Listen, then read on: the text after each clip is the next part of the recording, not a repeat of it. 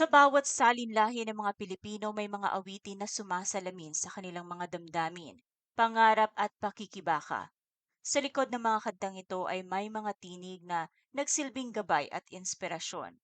Isa sa mga tinig na ito ay ang kay Freddie Aguilar, isang musikero na hindi lamang kumanta, kundi nagbigay buhay sa mga kwento ng bayan. Si Freddie Aguilar ay hindi lamang isang mga awit, siya ay isang tagapagsalaysay ng mga karanasan ng mga Pilipino. Mula sa kanyang pinakasikat na awiting anak hanggang sa kanyang kantang naglalaman ng panlipunang komentaryo, ang kanyang musika ay naging salamin ng lipunan. Ngunit sa likod ng kanyang tagumpay sa musika ay ang mga personal na kwento ng pag-ibig, kontrobersya, at paninindigan. Sa video na ito, ating tatalakayin ang kanyang buhay at ang kanyang pagpanaw. Ngayong araw, May 27, 2025. Narito ang detalye.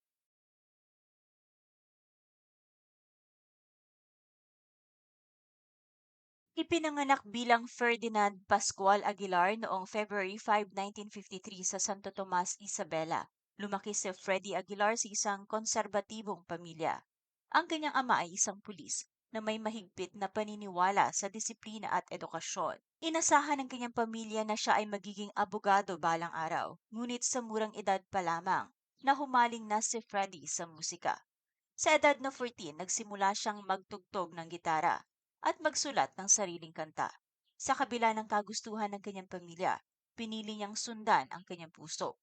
Tumigil siya sa pag-aaral sa kolehiyo at naglakbay sa iba't ibang bahagi ng Pilipinas. Dala ang kanyang gitara at mga pangarap. Noong taong 1977, isinulat ni Freddie ang kantang Anak, isang awitin ng pagsisisi at paghingi ng tawad sa kanyang mga magulang matapos ang kanyang paglayo sa tahanan. Ang kantang ito ay agad na tumatak sa puso ng mga Pilipino at naging pandaigdigang tagumpay. Isinali nito sa iba't ibang wika at nakabenta ng higit sa 33 milyong kopya sa buong mundo. Ang anak ay hindi lamang kwento ng isang suwail na anak, kundi kwento ng maraming Pilipino na naghahanap ng landas, nagkakamali at pilit bumabangon. Ito ay naging simbolo ng pagmamahal at pagpapatawad sa loob ng pamilya. Bukod sa awiting anak, si Freddie Aguilar ay kilala rin sa kanyang mga kantang may temang panlipunan. Ang kanyang bersyon ng Bayan Ko ay naging simbolo ng paglaban sa diktadorya noong panahon ng Rehimeng Marcos. Ang kantang ito ay naging himno ng People Power Revolution noong 1986 na nagpatalsik kay Ferdinand Marcos sa kapangyarihan.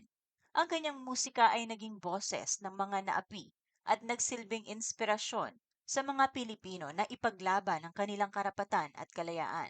Sa kabila ng kanyang tagumpay sa musika, hindi naging madali ang personal na buhay ni Freddie Aguilar. Noong 1978, pinakasalan niya si Josephine Quiapo at nagkaroon sila ng apat na anak, sina Megan, Jonan, Isabella at Jericho. Ngunit hindi nagtagal, naghiwalay sila. Lumipas ang ilang taon, nakatagpo ng bagong pag-ibig si Freddie Aguilar. Kung matatandaan noong 2013, naging kontrobersyal ang kanyang relasyon sa 16 anyos na si Jovi Gatdula Albao. Upang maikasal sila, nag-convert si Freddie sa Islam at ginanap ang kanilang kasal sa ilalim ng Islamic rites sa Buluan, Maguindanao, noong November 22, 2013. Ang kanilang relasyon ay nakatanggap ng iba't ibang reaksyon mula sa publiko, ngunit nanindigan sila sa kanilang pagmamahalan. Sa mga huling taon ng kanyang buhay, si Freddie Aguilar ay humarap sa iba't ibang hamon sa kalusugan. Bagaman hindi laging isinasa publiko ang kanyang mga karamdaman, may mga ulat na nagsasabing siya ay nagkaroon ng sakit sa bato. Ang kondisyong ito ay maaring nakaapekto sa pang-araw-araw na gawain. Fast forward, nitong May 27, 2025, sa edad na 72, sumakabilang buhay si Freddie Aguilar sa Philippine Heart Center na dulot ng komplikasyon sa kanyang sakit sa bato at pulmonya. Ang kanyang pagpanaw ay kinumpirma ng Partido Federal ng Pilipinas kung saan siya ay dating National Executive Vice President. Ang balitang ito ay nagdulot ng matinding lungkot sa buong bansa, lalo na sa mga tagahanga ng kanyang musika.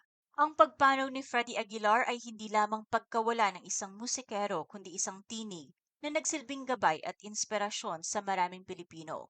Ang kanyang mga awitin ay patuloy na nagsisilbing paalala ng kanyang pagmamahal sa bayan, pamilya at musika. Sa kabila ng kanyang pag-aalis Ang kanyang pamana ay mananatiling buhay sa puso ng bawat Pilipino.